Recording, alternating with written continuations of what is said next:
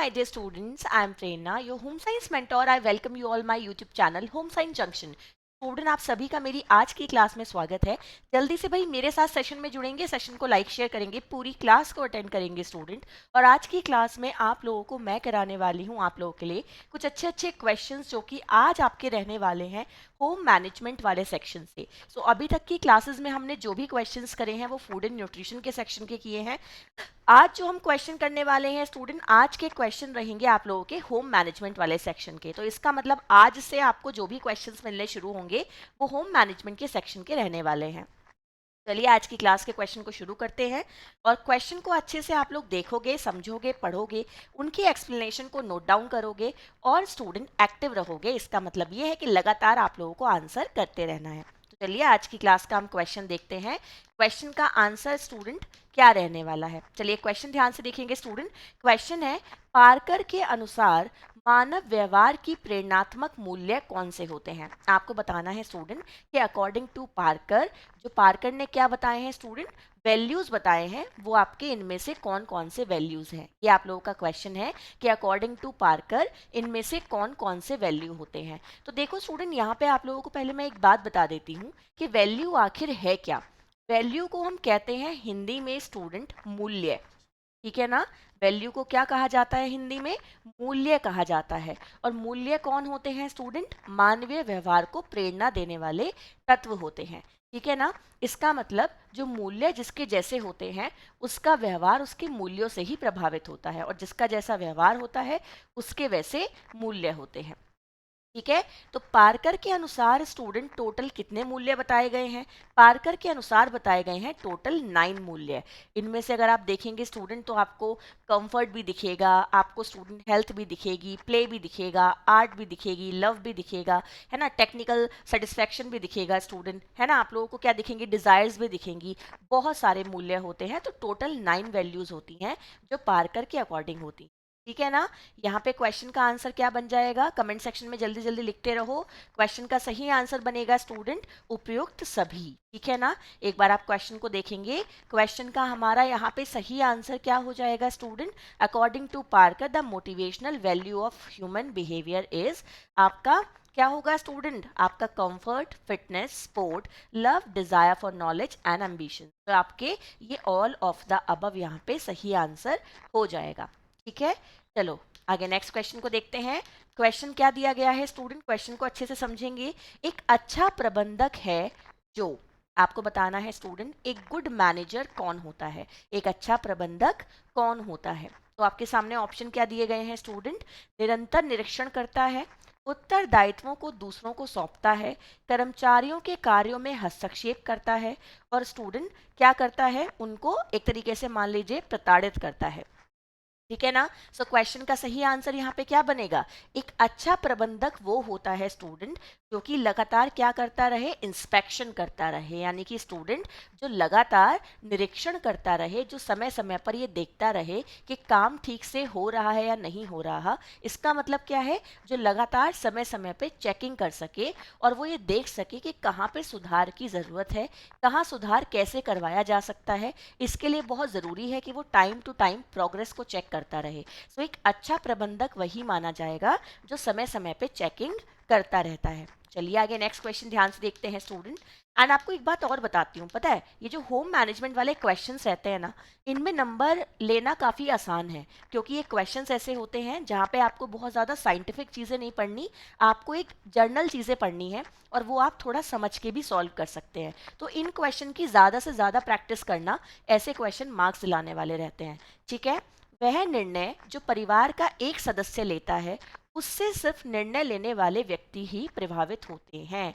Question ये है student कि आपको एक ऐसे डिसीजन का प्रकार बताना है, यहाँ पे एक ऐसा निर्णय प्रकार बताना है जो परिवार के सिर्फ एक ही सदस्य के द्वारा लिया जाता है और उस निर्णय को लेने के बाद सिर्फ एक ही सदस्य प्रभावित होता है, और वो व्यक्ति कौन होता है, जिसने वो निर्णय लिया होता है। ये आपका क्वेश्चन है। क्वेश्चन का सही आंसर क्या बनेगा स्टूडेंट, यहाँ पे बताओ जल्दी कमेंट सेक्शन में लिखकर।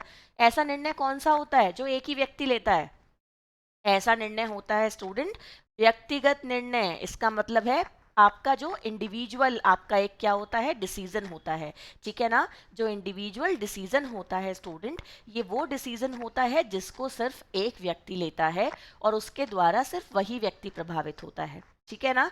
जैसे कि स्टूडेंट मान लीजिए कि फैमिली में जो भी लोग रहते हैं, तो फैमिली में स्टूडेंट कुछ हमारे ऐसे डिसीजन होते हैं जो कि ग्रुप में लिए जाते हैं, जिसमें फैमिली के सारे मेंबर इन्वॉल्व होते हैं, और कुछ ऐसे डिसीजन होते हैं जो कि इंडिविजुअल पर्सन अपने अपने लेता है, ठीक है ना। तो फैमिली में दोनों तरीके के निर्णय इन्वॉल्व होते हैं, अपने इंडिविजुअल भी होते हैं और एक ग्रुप के भी होते हैं, ठीक है ना। चलिए आगे नेक्स्ट क्वेश्चन ध्यान से देखेंगे स्टूडेंट। क्वेश्चन क्या दिया गया है, कूड़े करकट के विसर्जन की सबसे उत्तम विधि कौन सी होती है। भाई वेस्ट को डिस्पोज करने का सबसे बेस्ट मेथड इनमें से कौन सा है। ऑप्शन दिए गए हैं कि आप उन्हें जलाकर वो कर दीजिए डिस्पोज ऑफ, आप कूड़े करकट को स्टूडेंट पानी में बहा के डिस्पोज ऑफ कर दीजिएगा, आप उसकी खाद बना लीजिएगा, और स्टूडेंट आप उसको क्या कर दीजिएगा, कहीं पे मतलब गड्ढा खोद के वहां पे भर दीजिएगा, ठीक है ना। तो क्या आपके सामने ऑप्शन होगा स्टूडेंट, सबसे बेहतर तरीका है जिससे आप क्या कर सकते हो कि आप वेस्ट को डिस्पोज ऑफ कर सकते हो। क्या होगा, चलो कमेंट सेक्शन में जल्दी जल्दी लिखते जाओ, एक्टिव रहना है, हर आंसर आपको बताना है। क्वेश्चन का सही आंसर क्या होगा कि हम खाद बनाने की जो हमारी विधि होती है, कंपोस्टिंग मेथड जो होता है स्टूडेंट, वो सबसे बेहतर तरीका माना जाता है, जिस मेथड से आप क्या करते हैं, कूड़े करकट के निपटारन को करते हैं, और एक बेस्ट तरीका है, ठीक है। चलिए आगे नेक्स्ट क्वेश्चन ध्यान से देखेंगे स्टूडेंट। क्वेश्चन क्या है भाई, क्वेश्चन अच्छे से देखते हैं। क्वेश्चन दिया गया है, कार्य व्यवस्था को प्रभावित करने वाला सबसे महत्वपूर्ण कारक कौन सा है, ठीक है ना। ध्यान से देख लीजिए स्टूडेंट, क्वेश्चन क्या दिया गया है कि कार्य व्यवस्था को प्रभावित करने वाला सबसे महत्वपूर्ण कारक कौन सा है, ठीक है ना, जो आपका सबसे ज्यादा इफेक्ट करेगा, इन्फ्लुएंस करेगा आपके वर्क ऑर्डर को। ऑप्शन दिए गए हैं, योजनाबद्ध होकर कार्य करना, परिवार के सदस्यों का सहयोग, परिवार के सदस्यों का व्यवहार, और परिवार की आय। तो स्टूडेंट कार्य व्यवस्था को जो सबसे ज्यादा प्रभावित करता है, वो करता है स्टूडेंट कि आखिर हम कितना काम कर रहे हैं और वो काम कितनी प्लानिंग के अकॉर्डिंग किया जा रहा है, to work according to plan. आपका जो स्टूडेंट क्या है, जो आपकी कार्य व्यवस्था है, जो आपका मान लीजिए वर्क मैनेजमेंट है, वर्क ऑर्डर है, उसको सबसे ज्यादा कौन प्रभावित करती है स्टूडेंट, आपकी प्लानिंग प्रभावित करती है, यानी कि आपकी योजना प्रभावित करती है। जैसी योजना है उसी के अकॉर्डिंग अगर आप काम कर रहे हो तो वो सबसे ज्यादा आपके कार्य को प्रभावित करेगी, ठीक है ना। चलिए आगे नेक्स्ट क्वेश्चन ध्यान से देखते हैं स्टूडेंट।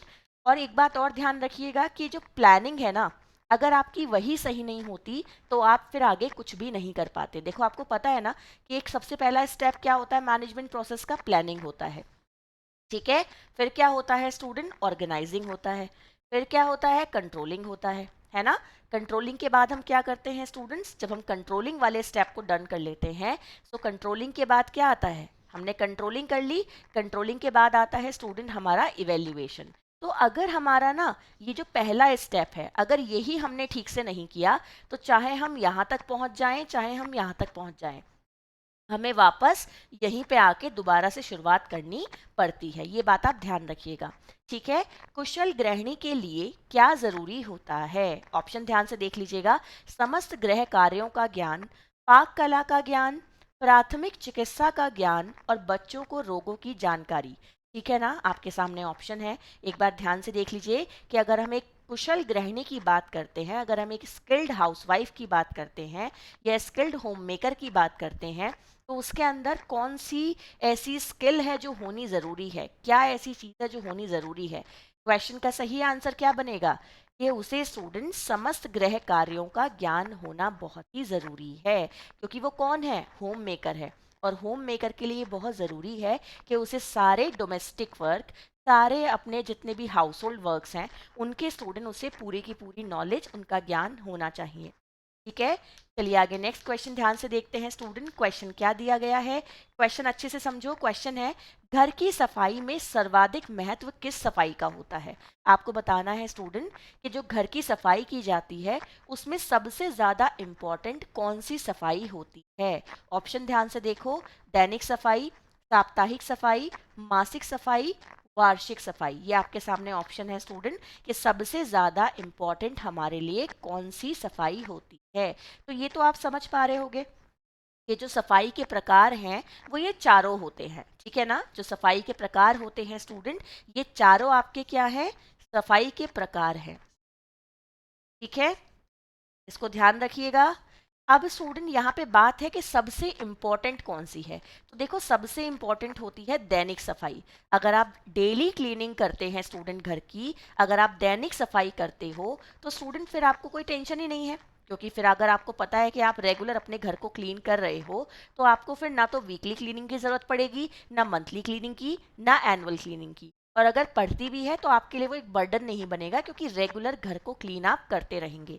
सो दैनिक सफाई अगर अच्छे से होती रहती है स्टूडेंट, तो फिर हमें वीकली और मंथली और एनुअल में बहुत ज़्यादा समय नहीं देना पड़ता। तो हमें रेगुलर क्या करनी चाहिए स्टूडेंट, सफाई करनी चाहिए, ठीक है।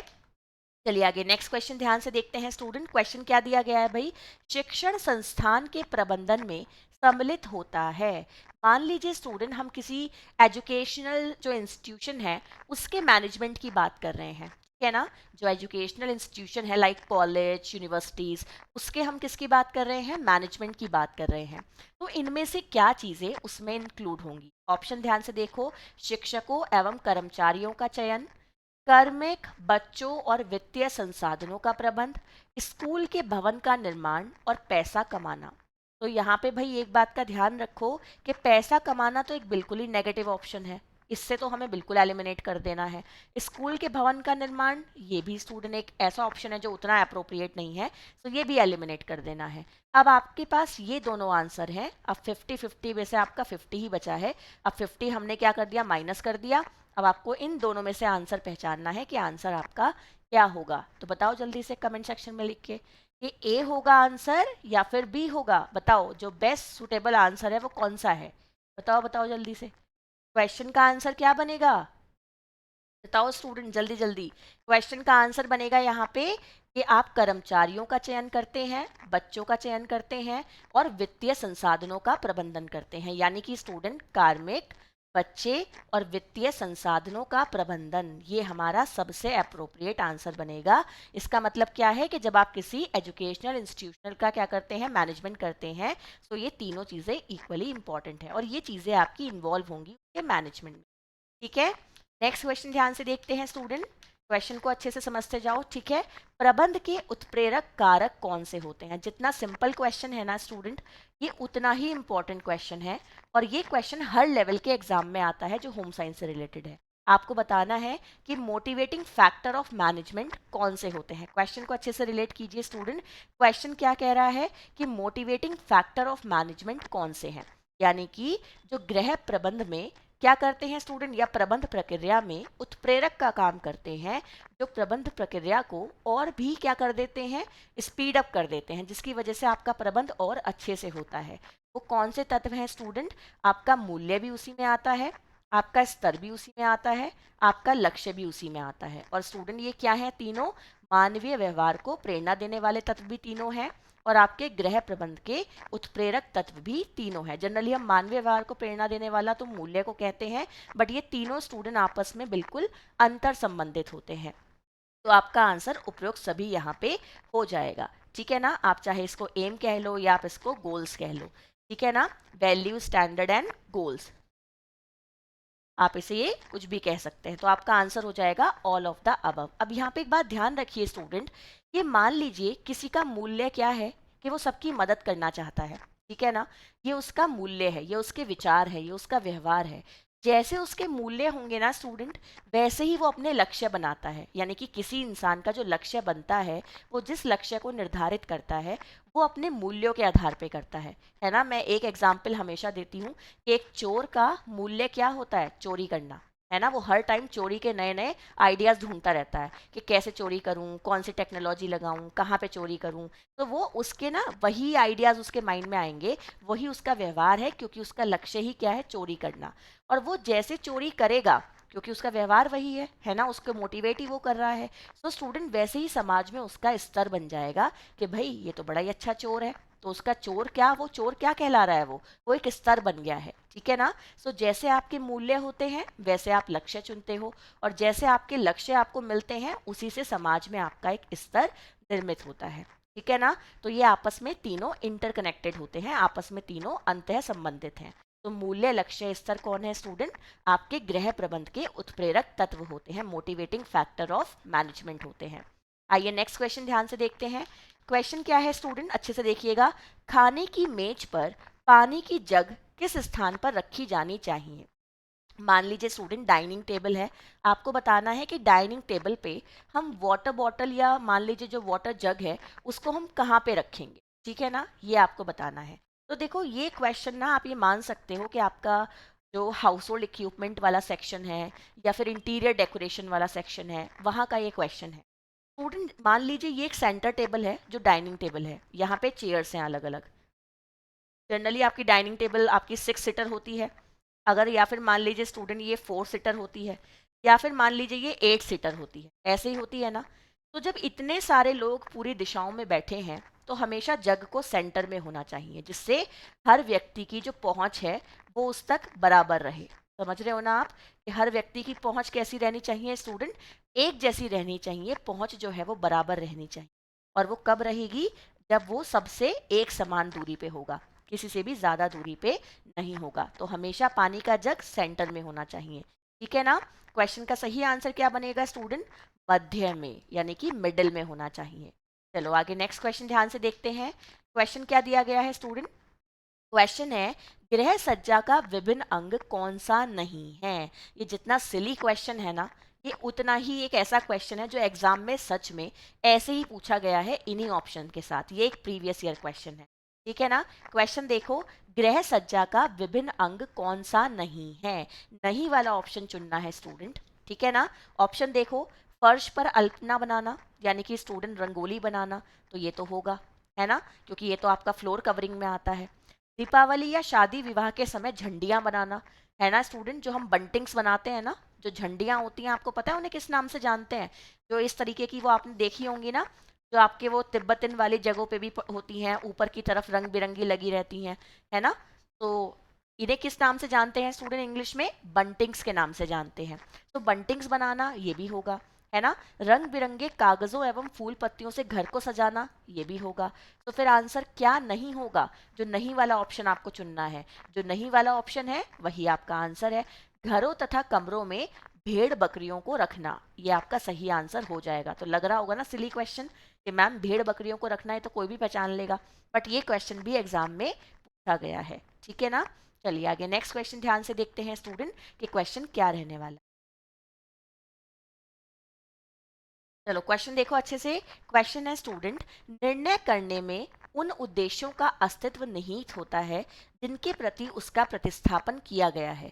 यह किसकी उक्ति है? आपको बताना है स्टूडेंट। एक डेफिनेशन दी गई है, the making of a decision involves the existence of the objects against which it is substituted by whose statement. आपको बताना है स्टूडेंट कि भाई जो आपका क्वेश्चन अच्छे से पढ़ो, the making of a decision involves the existence of the objects against which it is substituted by whose statement। हमेशा डेफिनेशन को टुकड़ों में तोड़ के पढ़ना चाहिए, उसका समझना काफी इजी हो जाता है। सो निर्णय करने में स्टूडेंट देखो, उद्देश्य तो हमारे रहते ही हैं, हमने कोई ना कोई एम बनाया होगा, हमने कोई ना कोई क्या बनाया होगा, ऑब्जेक्टिव बनाया होगा। और उसी ऑब्जेक्टिव को पूरा करने के लिए हम क्या करते हैं स्टूडेंट? डिसीजन मेकिंग करते हैं, निर्णय लेते हैं, है ना। निर्णय लेते हैं स्टूडेंट, तभी हमें क्या मिलते हैं? तभी हमें हमारे जो हमने गोल्स डिसाइड किए हैं वो मिलते हैं। उन गोल्स को पूरा करने के लिए, अचीव करने के लिए हम एम्स बनाते हैं, ऑब्जेक्टिव बनाते हैं, डिसीजन लेते हैं। डिसीजन जब लेते हैं स्टूडेंट, तभी हमें क्या मिलते हैं? हमारे गोल्स मिलते हैं। और जब हमें अपने गोल्स सेलेक्ट करने होते हैं, उन्हें स्टेबल करना होता है, तभी भी हमें डिसीजन लेना पड़ता है। सो बिना डिसीजन मेकिंग आपका रिसोर्स मैनेजमेंट वाला सब्जेक्ट का कोई अस्तित्व ही नहीं है। आप ये मान लो कि गृह प्रबंध में सबसे इंपॉर्टेंट है निर्णय लेना। निर्णय लेने का जो भूमिका है ना गृह प्रबंध में, वो सबसे बड़ी है। डिसीजन आपको हर वक्त लेना पड़ता है, हर क्षण लेना पड़ता है, जीवन के हर पहलू पे लेना पड़ता है। आप खुद देखो, अगर आपको कल कहीं जाना है, मान लीजिए कल कोई पार्टी है और आपको कहीं जाना है, तो आप आज से सोचना शुरू कर दोगे, मैं कल क्या पहनूंगी, मुझे कौन सी ड्रेस पहननी चाहिए, किसके साथ कौन सी मैचिंग ज्वेलरी जाएगी, कौन से मैचिंग फुटवेयर जाएंगे, घर पे कोई गेस्ट आने वाला है आज, तो आप कल से ही सोचने लगोगे भाई डिनर में क्या बनाना है, लंच में क्या बनाना है, वो सारी प्लानिंग आपकी चलनी शुरू हो जाती है। तो डिसीजन हमें हर पॉइंट पे लेना पड़ता है, ठीक है ना। यहाँ तक कि एक छोटा सा बच्चा भी डिसीजन लेता है। कैसे लेता है स्टूडेंट, कि उसको पता है कि उसके स्कूल से उसे एक टाइम टेबल मिला है कि भाई सैटरडे है तो एक्टिविटी का डे है, ये वाली नोटबुक लेके जानी पड़ेगी। तो उसकी मम्मी चाहे उसके बिहाफ पे डिसीजन ले, वो उसके बैग में वो नोटबुक उस दिन जरूर रखेंगी जिस दिन उसका उसका टर्न होता है ना। तो ये सारी चीजें आपकी हर क्षण चलती रहती हैं। ये डेफिनेशन किसके द्वारा दी गई है, ये वुड्स थॉमस की डेफिनेशन है, ठीक है ना। इसको एक बार अच्छे से देख लीजिए स्टूडेंट, ये डी वुड्स थॉमस की क्या है स्टूडेंट, एक डेफिनेशन है, ठीक है ना। चलिए आगे नेक्स्ट क्वेश्चन ध्यान से देखेंगे। क्वेश्चन क्या दिया गया है स्टूडेंट, अच्छे से समझने की कोशिश करेंगे। क्वेश्चन है, स्थान से अभिप्राय किस चीज से होता है, रेखाओं का उचित सामंजस्य, रिक्त स्थान, आकर्षक सतह, मनोभावों को परिवर्तित करना। तो स्टूडेंट क्वेश्चन क्या पूछ रहा है, स्थान। स्थान को आप कह सकते हो स्टूडेंट रिक्त स्थान। मान लीजिए ये क्या है, एक ड्राइंग रूम है, ठीक है ना।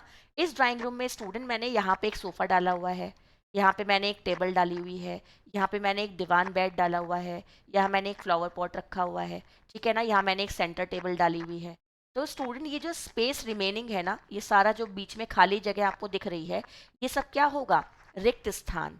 तो घर में जब सजावट की जाती है, जो स्थान का मतलब है उसको हम किससे लेते हैं, रिक्त स्थान से लेते हैं, ठीक है ना। यानी कि स्थान मतलब जो खाली जगह है, बाकी तो आपने डेकोरेशन में सारी की सारी एडजस्ट कर ही दी है ना। सो वो तो आपकी किस में आ जाएगी, स्पेस मैनेजमेंट में आ जाएगी। तो स्पेस को मैनेज करने के बाद जो आपका एक खाली स्पेस होता है वो आपका क्या कहलाता है स्टूडेंट, एक ब्लैंक स्पेस कहलाता है, ठीक है। चलिए आगे नेक्स्ट क्वेश्चन ध्यान से देखेंगे स्टूडेंट।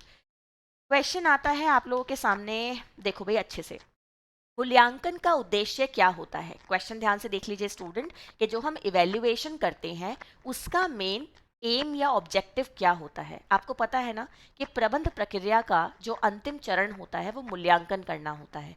मूल्यांकन से मतलब क्या है स्टूडेंट, जब आप ये देखते हो कि आखिर जो आउटकम है वो आया क्या है, रिजल्ट क्या है, जो पूरी प्लानिंग की गई थी, जिसको अच्छे से परफॉर्म किया गया था, आखिर उससे क्या परिणाम हमें प्राप्त हुए हैं, जो हमारा अंतिम परिणाम है वो मूल्यांकन है, ठीक है ना।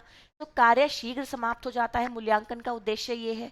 कार्य देरी से समाप्त हो जाता है, गृहिणी को कार्य का ज्ञान हो जाता है, कार्य प्रभावशाली ढंग से तथा सफलतापूर्वक हो जाता है। स्टूडेंट जब भी मूल्यांकन किया जाता है ना, तो पता है किस उद्देश्य से किया जाता है, कि कार्य को प्रभावशाली ढंग से किया जाए और उसे सक्सेसफुली कंप्लीट किया जाए।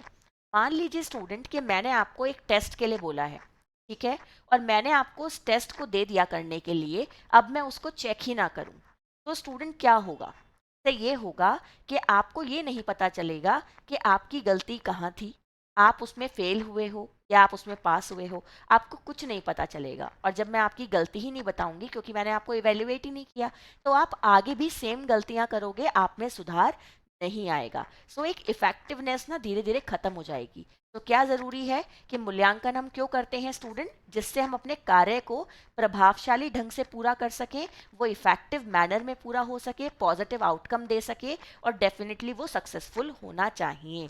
इसके लिए ही इवेल्युएशन किया जाता है। सो इवेल्युएशन आपका एक तरीके से ना रिपोर्ट कार्ड है, जो आपको ये बताता है कि आखिर आपने जो काम किया था, आपको क्या आउटकम्स मिले हैं, क्या सुधार की गुंजाइश है, क्या आप बेहतर कर सकते हो। इस वाले अपने कार्य से इवेल्युएशन के बाद आपको अपनी कमियों का भी पता चल जाएगा, उसको आप आगे अपनी स्ट्रेंथ बना के कैसे इस्तेमाल कर सकते हो, ठीक है ना। इसलिए हर चीज़ में इवेल्युएशन ज़रूरी होता है। इसका एक बेस्ट एग्जाम्पल और है स्टूडेंट, कि जैसे आपको ये एग्जाम दे के आते हो और मान लो आपका पेपर अच्छा नहीं हुआ, आपकी क्या आ गई, कुछ दिन बाद आंसर की आ गई, तो उसे डेफिनेटली चेक करना चाहिए। उससे क्या पता चलेगा कि गलती कहाँ कहाँ हुई है ना। जो क्वेश्चन हमने सही किए हैं, क्या वो तुक्के से सही हुए हैं या वो हमने सही किए हैं, है ना। जो गलत हुए हैं वो गलत कौन से हैं, क्यों हुए हैं, आगे कैसे सही किए जा सकते हैं। तो ये काम ज़रूर करना चाहिए, ठीक है ना। चलो वो हम अपना सेल्फ इवेल्युएशन कर रहे होते हैं, ठीक है ना। और उस पर जो फाइनल एक मोहर लग जाती है वो रिजल्ट आने के बाद लगी जाती है। तो नेक्स्ट क्वेश्चन ध्यान से देखते हैं, निम्न में से न्याय दर्श की कौन सी विधि सरल व व्यवहारिक होती है। आपको बताना है स्टूडेंट कि इनमें से सैम्पलिंग मेथड की कौन सी ऐसी आपकी विधि है जो सैंपल मेथड है, वो आपको पता ही है, अब तो आप रिसर्च के बारे में काफ़ी कुछ जानते हैं। तो जो सैंपल टेक्निक है आपकी या सैंपल मेथड है, इनमें से कौन सी विधि ऐसी है स्टूडेंट जो सबसे इजी है, सबसे कन्वीनियंट है और सबसे ज़्यादा प्रैक्टिकल है, यानी कि देखा जाए तो सबसे अप्रोप्रिएट है। तो क्वेश्चन का आंसर यहाँ पे क्या जाएगा भाई? क्वेश्चन का आंसर बताओ जल्दी से। देखो, क्वेश्चन का सही आंसर क्या जाएगा स्टूडेंट? पहले हम इससे पहले क्या समझ लेते हैं कि सैंपल क्या है। मान लीजिए स्टूडेंट ये गेहूं की बोरी है, ठीक है ना। इस गेहूं की बोरी में स्टूडेंट बहुत सारे गेहूं हैं और मुझे क्या करना है, मुझे स्टूडेंट गेहूं की बोरी की क्वालिटी को चेक करना है। तो मैं क्या करूंगी, मैं पूरे बहुत सारे गेहूं के बोरे पे तो मैं अपना एक्सपेरिमेंट नहीं कर सकती, अपनी रिसर्च नहीं कर सकती। मैं इस गेहूं की बोरी में से एक कटोरी गेहूं निकाल लूंगी और ये एक कटोरी गेहूं क्या होंगे स्टूडेंट, इस पूरे बोरे का रिप्रेजेंटेटिव होंगे, यानी कि क्योंकि ये इसी में से निकाले गए हैं तो इस कटोरी वाले गेहूं में भी वही कैरेक्टरिस्टिक्स होंगी, वही गुण होंगी, वही विशेषताएं होंगी जो इस गेहूं के बोरे में है। तो जो टेस्ट मैं इन पे अप्लाई करूंगी वो इन पर भी वैलिड होगा, जो परिणाम मुझे इनसे मिलेंगे वो इन पे भी एप्लीकेबल होंगे। तो ये जो हमने एक कटोरी गेहूं चुना है इस एक बोरे में से, ये एक कटोरी गेहूं क्या कहलाएगा, आपका सैंपल कहलाएगा। और ये गेहूं का बोरा आपकी क्या कहलाएगा, पॉपुलेशन कहलाएगा। यानी कि ये होगा स्टूडेंट समग्र और ये होगा आपका प्रतिदर्श, ठीक है। और समग्र में से हमेशा हम क्या चुनते हैं, प्रतिदर्श चुनते हैं। और ये हमारा क्या होता है, रिप्रेजेंटेटिव होता है इस पूरी पॉपुलेशन का। क्वेश्चन पे आ जाते हैं। क्वेश्चन में पूछी गई थी बेस्ट विधि। क्वेश्चन का आंसर होगा व्यवस्थित दैव निर्दर्शन, यानी कि सिस्टमेटिक सैम्पलिंग टेक्निक। इसका मतलब क्या है स्टूडेंट, कि मान लीजिए अगर मैं देखूं, मुझे सैंपल चुनना है, ठीक है ना, मुझे सैंपल चुनना है स्टूडेंट, और सैंपल चुनने में मैं बायसनेस ना दिखा पाऊं, मैं अपनी इच्छा से किसी को ना चुन पाऊं, हर एक पर्सन के चुने जाने के इक्वल चांसेस हों, यानी कि प्रोबेबिलिटी सबकी समान हो, तो इसका मतलब क्या है स्टूडेंट, यही आपका सिस्टमेटिक विजन कहलाता है, जब आपके सिलेक्शन के चांसेस हर पर्सन के इक्वल होते हैं। ऐसा नहीं है कि अगर आपको किसी को चुनना है तो आप उसे अपनी इच्छा से चुन सकते हो। अगर 100 व्यक्ति हैं तो 100 के 100 व्यक्तियों के चुनने के एक समान अवसर रहेंगे, यही आपकी प्रोबेबिलिटी कहलाती है, ठीक है ना। चलिए आगे नेक्स्ट क्वेश्चन ध्यान से देखते हैं स्टूडेंट। क्वेश्चन क्या दिया गया है, अच्छे से देखो। उत्तम गृह सज्जा के लिए क्या अनिवार्य होता है? आपको बताना है स्टूडेंट कि अगर हमें एक परफेक्ट होम डेकोर करना है तो क्या चीज़ है जो हमें बहुत ज़्यादा रिक्वायर्ड है, हमारे लिए एसेंशियल एलिमेंट है। ऑप्शन क्या दिए गए हैं कि हमें एस्थेटिक सेंस होने चाहिए, यानी कि हमें सौंदर्यता का थोड़ा पता होना चाहिए, कहाँ पे क्या चीज़ फिट होगी, किसके साथ कौन सा कलर कॉम्बिनेशन जाएगा, ये सब हमें पता होना चाहिए। या फिर स्टूडेंट कीमती साधन हमारे घर में होने चाहिए, वैल्यूएबल रिसोर्सेज, कि भाई अगर मुझे डेकोरेशन करनी है तो मुझे एक 1 लाख रुपए की पेंटिंग चाहिए, ऐसा होना चाहिए। या फिर बहुत ज़्यादा हार्डवर्क की ज़रूरत है। या फिर स्टूडेंट मुझे बहुत सारे पारिवारिक सदस्यों की ज़रूरत है, तभी मैं घर में एक अच्छी डेकोरेशन कर पाऊंगी। क्या होगा क्वेश्चन का आंसर? जल्दी जल्दी बताओ कमेंट सेक्शन में लिख के, क्या होगा भाई, बता दो जल्दी से। उम्मीद है मुझे कि खाना वाना खा चुके होगे, अब तक डिनर विनर हो गया होगा, सो एनर्जी का लेवल सब में बहुत अच्छा होगा। वो कमेंट में दिखना चाहिए ना कि कितने ज़्यादा जल्दी जल्दी आंसर दे रहे हो। तो बताओ भाई क्वेश्चन का आंसर क्या जाएगा, सौंदर्य बोध। ये ध्यान रखिएगा स्टूडेंट, जब भी हमें गृह सज्जा करनी होती है, होम डेकोर करना होता है, तो हमें एस्थेटिक सेंस होने चाहिए कि कहाँ पे कौन सा कलर जा सकता है, कर्टन्स का कलर कैसा होना चाहिए, वॉल पे पेंटिंग कहाँ लगानी चाहिए, है ना। ये सारी चीज़ें हमें पता होनी चाहिए। ड्राइंग रूम में कैसा सिटिंग अरेंजमेंट होना चाहिए, बेडरूम में कैसे कलर होने चाहिए, ये सब आपको जानकारी होनी चाहिए। चलो जी आगे नेक्स्ट क्वेश्चन ध्यान से देखते हैं। क्वेश्चन क्या है स्टूडेंट, योजना में व्यक्तिगत उद्देश्य निर्णयों की श्रृंखला जो एक दूसरे पर निर्भर है, ये कथन आखिर किसका है? क्वेश्चन ध्यान से देख लीजिए स्टूडेंट, क्वेश्चन क्या दिया गया है, योजना में व्यक्तिगत उद्देश्य निर्णयों की श्रृंखला है जो एक दूसरे पर निर्भर है, ये किसका कथन है? ठीक है ना। आपको क्या बताना है स्टूडेंट, आपको ये बताना है कि जब हम क्या करते हैं, प्लानिंग करते हैं, ठीक है ना। सो प्लानिंग के पीछे हमारे बहुत सारे क्या होते हैं, ऑब्जेक्टिव्स होते हैं। और स्टूडेंट उन ऑब्जेक्टिव्स को पूरा करने के लिए हम प्लानिंग करते हैं। पर प्लानिंग जब की जाती है स्टूडेंट, तो हमें बैक टू बैक बहुत सारे डिसीजन लेने पड़ते हैं। और वो सारे डिसीजन आपस में क्या होते हैं, इंटरकनेक्टेड होते हैं। आपको क्या बताना है कि ये परिभाषा आखिर किसके द्वारा दी गई है, या ये कथन किसके द्वारा कहा गया है? तो क्वेश्चन का आंसर यहाँ पे क्या होगा स्टूडेंट, क्वेश्चन का आंसर यहाँ पे जाएगा ग्रॉस एंड क्रैंडल। ठीक है जी, ग्रॉस एंड क्रैंडल आपका यहाँ पे सही आंसर हो जाएगा। ठीक है, सो आप इसको ग्रॉस समझ सकते हैं, ये यहाँ पे थोड़ा मिस्टेक है, ये ग्रॉस हो गया स्टूडेंट। ठीक है ना, तो ग्रॉस एंड क्रैंडल ने आपका क्या कहा है स्टूडेंट, ये कथन कहा है, ये स्टेटमेंट कहा है। और एक बात का और ध्यान रखना कि रिसोर्स मैनेजमेंट में दो जने बहुत फेमस हैं जो साथ साथ चलते हैं। पहले हैं ग्रॉस एंड क्रैंडल और दूसरे हैं निकल एंड डॉर्सी। तो निकल एंड डॉर्सी का नाम एंड ग्रॉस एंड क्रैंडल का नाम रिसोर्स मैनेजमेंट में बहुत पॉपुलर है। जब कुछ समझ में ना आए ना एग्जाम में, तो फिर तो बचाव के लिए यही आंसर लगा देना जहां पे इन दोनों में से कोई भी मिल रहा हो। ठीक है, नेक्स्ट देखो, सजावट का सिद्धांत कौन सा है। आपको बताना है स्टूडेंट कि जो प्रिंसिपल ऑफ डेकोरेशन है वो इनमें से कौन सा है। एक बार ऑप्शन देखो जल्दी से और बताओ आंसर क्या होगा। देखो, एक बात आपको बता देती हूँ कि हमेशा ना डिजाइन के कुछ होते हैं प्रिंसिपल, कुछ होते हैं एलिमेंट, यानी कि कुछ होते हैं सिद्धांत, कुछ होते हैं तत्व। हम कला के तत्व कहते हैं और डिजाइन के सिद्धांत कहते हैं। स्टूडेंट, कला के तत्व होते हैं 7 और डिजाइन के सिद्धांत होते हैं 5। ये बात आप याद कर लो क्योंकि ये भी ऑब्जेक्टिव है जो एग्जाम्स में आया हुआ है ना। तो डिजाइन के प्रिंसिपल कितने हैं, 5 हैं। वो कौन कौन से होते हैं स्टूडेंट, जैसे आपका बैलेंस हो गया यानी कि संतुलन हो गया, एम्फोसिस हो गया यानी कि बल हो गया, है ना, हार्मनी हो गया, है ना स्टूडेंट, रिदम हो गया जिसे लय भी कहते हैं। ठीक है, तो ये सारे आपके क्या होते हैं, प्रपोर्शन हो गया, है ना, ये सारे आपके क्या होते हैं स्टूडेंट, प्रिंसिपल होते हैं। अगर मैं एलिमेंट्स की बात करूं तो लाइन हो गया, कलर हो गया, टेक्सचर हो गया, शेप हो गया। ठीक है स्टूडेंट, ये सारे आपके क्या होते हैं, ये सारे आपके होते हैं एलिमेंट्स। तो ये आपको क्लियरली पता होने चाहिए। अब क्वेश्चन को ना चाहे ना भी आता हो, इसको पहले शब्द को पकड़ लो, सिद्धांत लिखा है तो सिद्धांत लिखा है स्टूडेंट, तो देखो जो लाइट होती है ये तो एलिमेंट होता है ना। अगर मैं टेक्सचर की बात करूं ये भी एलिमेंट होता है, फॉर्म भी एलिमेंट होती है ना, लाइन एंड लोकेशन भी आपका एलिमेंट होता है। तो जब ये सारे के सारे एलिमिनेट हो गए सो आंसर क्या बचेगा, अनुपात और अनुरूपता, यानी कि स्टूडेंट आपका प्रपोर्शन और क्या होगा स्टूडेंट, हार्मनी। ठीक है ना, रेशो और कन्फर्मिटी दोनों वर्ड यूज कर सकते हो, यही आपका यहाँ पे सही उत्तर हो जाएगा। ठीक है, सो एलिमिनेशन लगाना क्वेश्चन में बहुत ज़रूरी है। किसी भी ऐसे कॉम्पिटिटिव एग्जाम में जहाँ पे आपके ऑब्जेक्टिव क्वेश्चंस आ रहे हों, वहाँ एलिमिनेशन हमें बहुत हेल्प करता है, तो ये हमें ज़रूर अप्लाई करना चाहिए। आइए नेक्स्ट क्वेश्चन ध्यान से देखते हैं। एंड ये क्वेश्चन स्टूडेंट काफ़ी इंपॉर्टेंट क्वेश्चन है टीजीटी पीजीटी एग्जाम के पर्पस से। ठीक है ना, चाहे वो कहीं का भी टीजीटी पीजीटी। क्वेश्चन देखिएगा, घर बनवाने वाली ऐसी कौन सी संबंधी प्रोजेक्ट है या प्रोजेक्ट से जुड़ी हुई वो संस्था है जो कि घर के निर्माण से जुड़ी हुई है। क्वेश्चन को देख लो कि इनमें से वो कौन सी संस्था है स्टूडेंट जो कि घर के निर्माण से संबंधित है। ठीक है ना, तो यहाँ पे स्टूडेंट क्वेश्चन को देखेंगे अच्छे से। आपके ऑप्शंस दिए गए हैं म्यूनिसिपैलिटी, हुडिको, सिडको एंड पीडब्ल्यूडी। क्वेश्चन का आंसर यहाँ पे क्या बनेगा, जल्दी से कमेंट सेक्शन में लिख के बताओ कि ऐसी कौन सी संस्था है जो घर के निर्माण से संबंधित है। बताओ भाई जल्दी से, फटाफट फटाफट लिखते जाया करो आंसर, जल्दी जल्दी बताओ बताओ। क्वेश्चन का आंसर क्या जाएगा भाई, हुडको। ये जो हुडको है ये एक ऐसी संस्था है जो कि घर के निर्माण से जुड़ी हुई है। आपको इसकी फुल फॉर्म बता देती हूँ स्टूडेंट।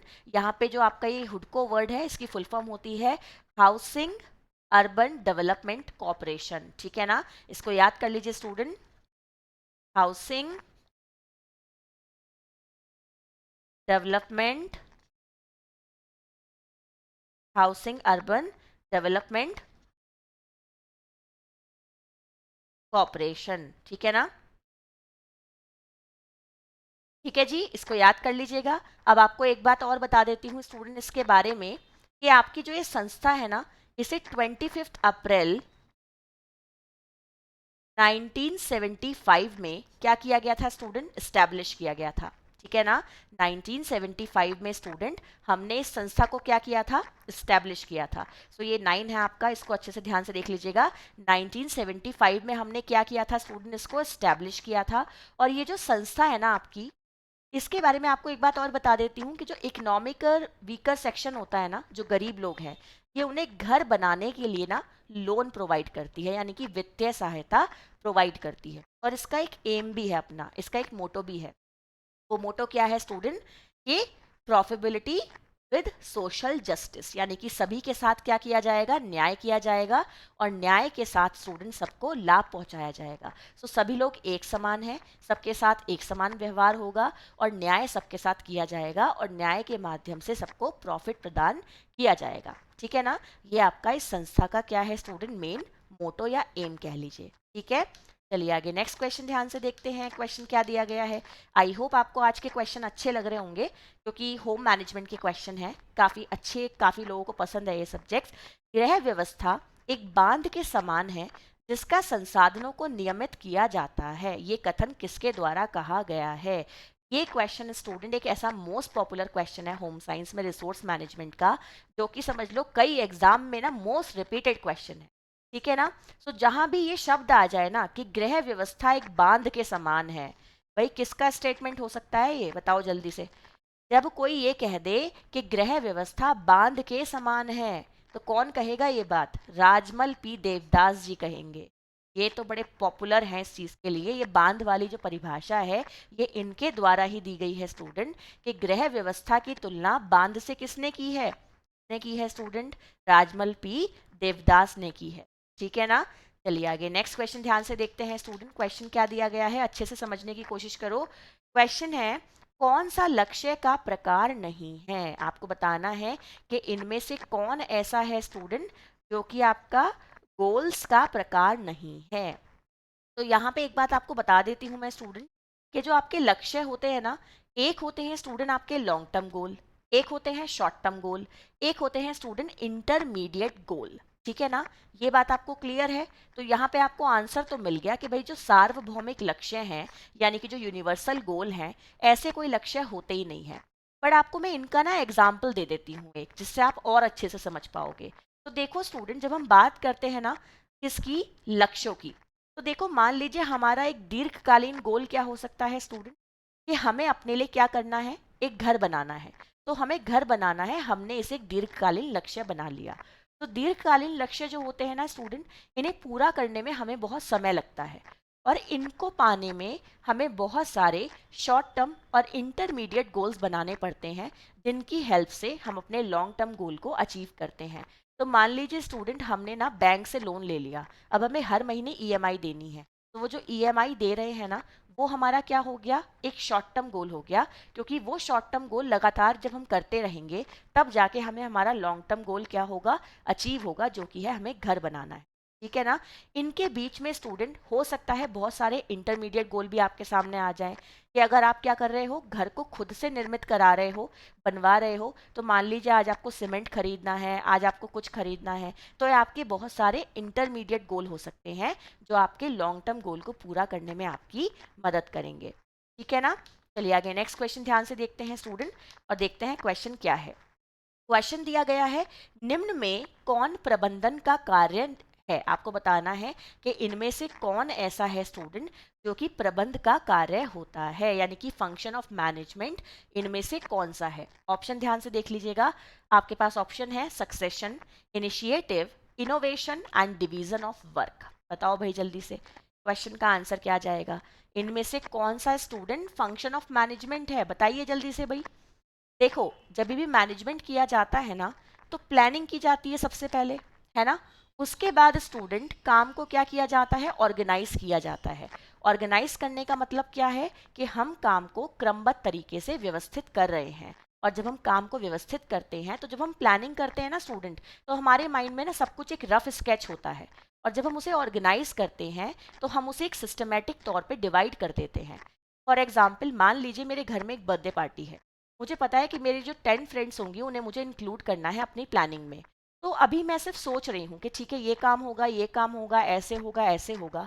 पर मान लीजिए मैंने उनके काम को ना डिवाइड कर दिया, कि भाई रीता तुम ये काम करोगी, सरिता तुम ये काम करोगी, बबीता तुम ये काम करोगी, गीता तुम ये काम करोगी। तो मैंने डिवीजन ऑफ वर्क कर दिया। अभी तक मेरे माइंड में एक रफ स्केच थी, वो प्लानिंग थी। मैंने उसको फ्लोर पे उतारा, मैंने उसे ऑर्गेनाइज किया, सबका काम सबको बांट दिया। अब मुझे ये पता है कि भाई अगर मुझे डेकोरेशन देखनी है, तो उसको ये संभाल रही होगी।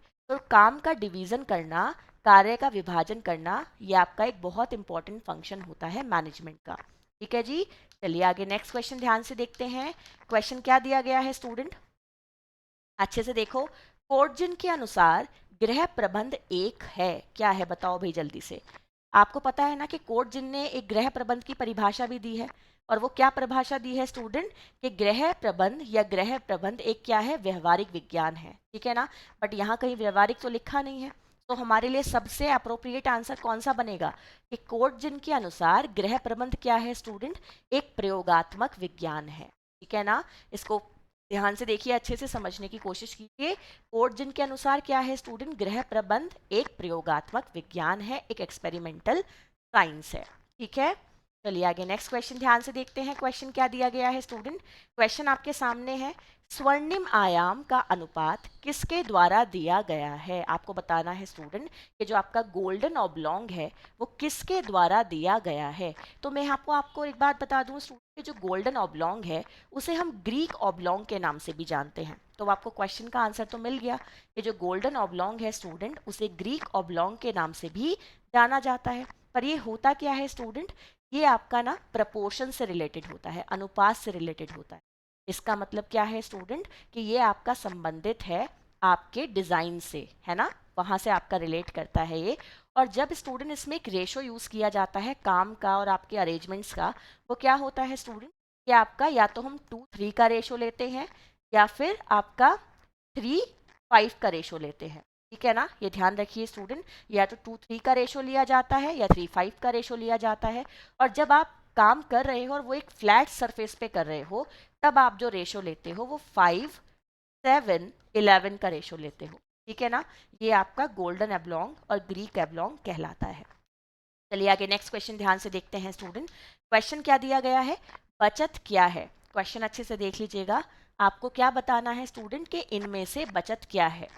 आय माइनस व्यय, व्यय माइनस आय, आय प्लस व्यय, और व्यय प्लस आय। तो बताओ भाई जल्दी से कमेंट सेक्शन में लिखकर, ये बचत क्या होती है स्टूडेंट। अगर मैं सेविंग की बात करूं तो सेविंग इनमें से क्या है, बताइएगा जल्दी से। बताओ बताओ जल्दी कमेंट सेक्शन में लिख के फटाफट, क्या होती है बचत।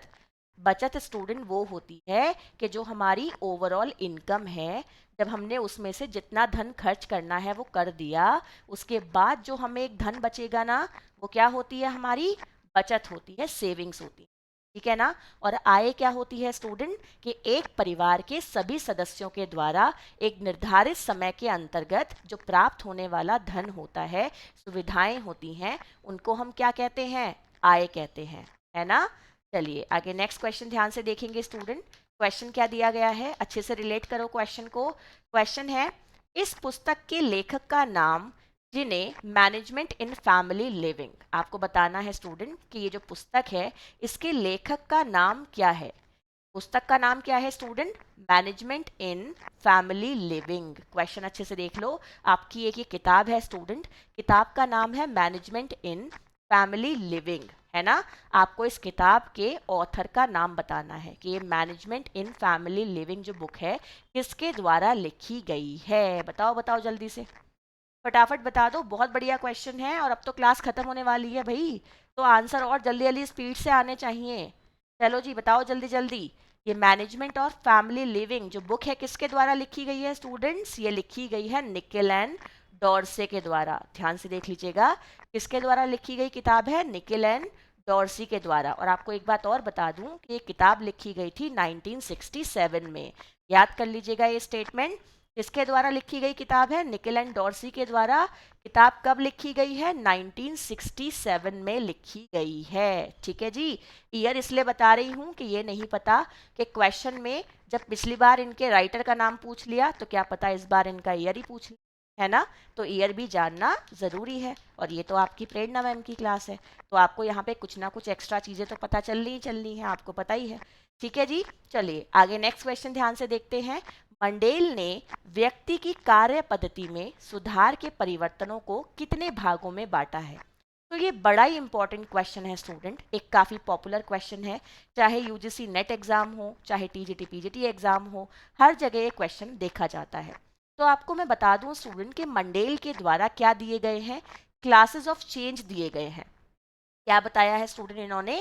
क्लासेस ऑफ चेंज बताया है कि अगर कोई व्यक्ति किसी कार्य को कर रहा है तो वो अपने कार्यों को कुछ अलग अलग भागों में विभाजित कर सकता है, जिससे वो अपने कार्य को सरल बना सकता है और उसे बिल्कुल भी थकान नहीं होगी। ठीक है ना?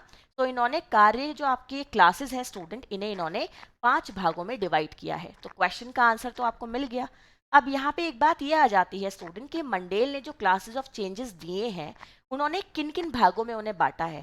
तो उनके अनुसार स्टूडेंट ये माना गया है कि या तो आप अपने तैयार उत्पादन में परिवर्तन कर लो, या फिर स्टूडेंट आप अपनी क्रियाओं में परिवर्तन कर लो, या फिर आप अपने कच्चे माल में परिवर्तन कर लो, या फिर स्टूडेंट आप अपने जो ऑपरेशन है उनके सीक्वेंस को बदल लो, और या फिर स्टूडेंट आप अननेसेसरी मूवमेंट को कम कर लो। तो इन्होंने बहुत सारे आपकी ये चीज़ें बताई हैं, ये 5 इन्होंने टोटल आपकी क्लासेस ऑफ चेंजेस बताई हैं।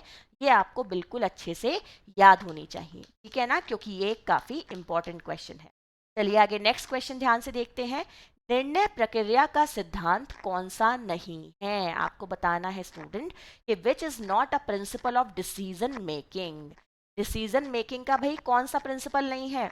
ऑप्शन ध्यान से देखते हैं। समस्या की पहचान, समस्या के वैकल्पिक समाधान की खोज, समझौता, विकल्प पर विचार विमर्श। बताओ जल्दी से, जल्दी जल्दी कमेंट सेक्शन में बताओ लिखकर कि आंसर क्या होगा। निर्णय प्रक्रिया का सिद्धांत कौन सा नहीं है? ये नहीं वाले जो पॉइंट होते हैं ना, देखो एक बात और बता देती हूँ आपको।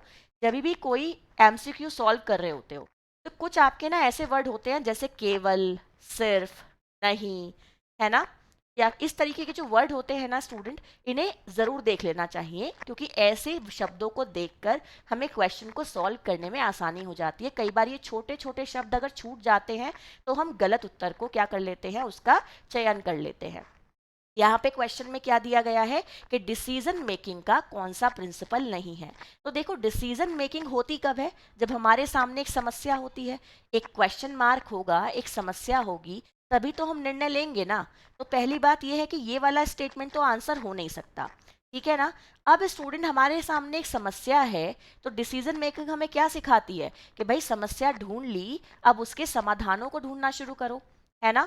उन समाधानों का विचार पूर्वक क्या करो, चयन करो, उनके उसमें से क्या करो स्टूडेंट, फिर एक बेस्ट जो आपका क्या है समाधान है उसको चयन करो। तो यहाँ पे आपके ये तीनों तो आंसर हो नहीं सकते, फिर बचा क्या? ये तीनों तो आपके एलिमिनेट कर दिए हमने। आंसर बचेगा स्टूडेंट समझौता, यानी कि सेटलमेंट। ये आपका आंसर नहीं होगा, क्योंकि ये डिसीजन मेकिंग प्रोसेस का आपका प्रिंसिपल नहीं होता है। ठीक है जी, आगे चलते हैं। नेक्स्ट क्वेश्चन ध्यान से देखते हैं। भारत सरकार द्वारा नियोजन आयोग की स्थापना किस वर्ष में की गई थी? आपको बताना है स्टूडेंट कि जो प्लानिंग कमीशन ऑफ इंडिया है उसका कब उसे क्या किया गया था स्टूडेंट, उसको कब स्थापित किया गया था, ठीक है ना।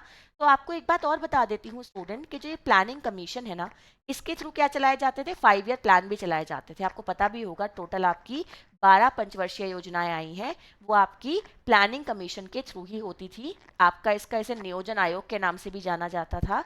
और स्टूडेंट जो प्लानिंग कमीशन को भारत में क्या किया गया था, स्टैब्लिश किया गया था, वो 1950 में किया गया था, ठीक है ना। ये ध्यान रखिएगा कब किया गया था स्टूडेंट, 1950 में किया गया था। तो ये है स्टूडेंट आज की क्लास के क्वेश्चन। आई होप आपको आज की क्लास के क्वेश्चंस में मज़ा आया होगा, आज की क्लास आपको अच्छी लगी होगी। क्लास अच्छी लगी है स्टूडेंट तो क्लास को लाइक कर दो, शेयर कर दो, क्लास में पूरी क्लास में बने रहा करो, एक्टिव पार्टिसिपेशन स्टूडेंट दिया करो, ठीक है ना। कोशिश अपनी ये किया करो स्टूडेंट कि आप हर आंसर को दो। जितना ज़्यादा आप एक्टिव रहोगे उतना ज़्यादा आपके लिए क्या रहेगा स्टूडेंट, अच्छा रहेगा, ठीक है ना। और आपकी प्रैक्टिस भी होती रहेगी, आपको ये पता चलता रहेगा कि आखिर आपकी तैयारी कितनी हो गई है, क्या चीज़ अभी आपकी वीक है जिसको आपको और अच्छे से पढ़ना है, ठीक है। सो ये क्वेश्चन मैंने एक क्लास में कराया हुआ है आपका। अब जिन्होंने मेरी क्लास अच्छे से नहीं देखी होगी, ध्यानपूर्वक नहीं देखी होगी, शायद वो इसके आंसर को नहीं जानते होंगे, ठीक है ना। सो जिन्होंने अच्छे से देखी होगी वो तो अभी से ही आंसर करना शुरू कर देंगे। तो जौ में एक अतिरिक्त प्रोटीन होता है, ये आपका क्वेश्चन है स्टूडेंट कि जौ में क्या होता है, एक अतिरिक्त प्रोटीन होता है। आपको बताना है स्टूडेंट कि जो जौ में अतिरिक्त प्रोटीन होता है वो प्रोटीन कौन सा है, ये आपका क्वेश्चन है। यहाँ पे आप बेस को मान सकते हैं, ठीक है ना? आपको बताना है इसका आंसर क्या होगा स्टूडेंट, ये आपका होमवर्क का क्वेश्चन है। ठीक है, तो आपको इसका आंसर देना है स्टूडेंट। सभी लोग मुझे कमेंट सेक्शन में लिख के बताएंगे कि आंसर क्या होगा। मैं बता रही हूँ ना, एक हिंट आपको दे रही हूँ कि मैंने रिसेंट की एक क्लास में ये क्वेश्चन कराया है। आपको इसका आंसर देना है। फॉलो कर सकते हो मुझे स्टूडेंट टेलीग्राम पे, मुझे ज्वाइन कर सकते हो आप लोग इंस्टाग्राम पे, है ना? और साथ ही साथ आप लोग मेरे चैनल पे भी मेरे साथ जुड़े रह सकते हो। ऐसी बहुत अच्छी अच्छी क्लासेस आपको रेगुलर मिलती रहेंगी। Bye student, take care, good night, फिर से मिलेंगे, टाटा।